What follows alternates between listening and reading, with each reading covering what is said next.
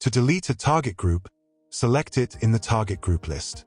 Start the deletion directly via the list or via the checkbox and list action. This also allows you to delete several target groups at the same time.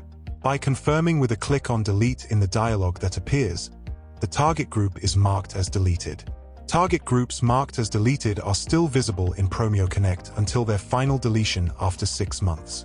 In the target group list, you have the option of showing or hiding target groups marked as deleted and, if necessary, restoring them within the 6 months.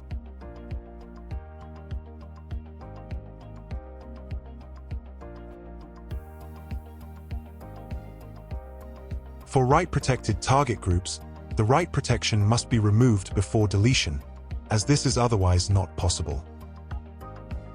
To do this, go to the details of a target group, remove the write protection and then carry out the deletion.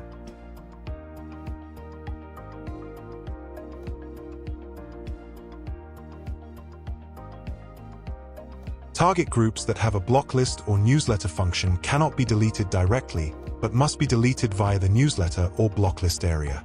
The procedure for deleting and restoring is identical here. When the newsletter or block list is deleted, the target group linked to it is also automatically deleted.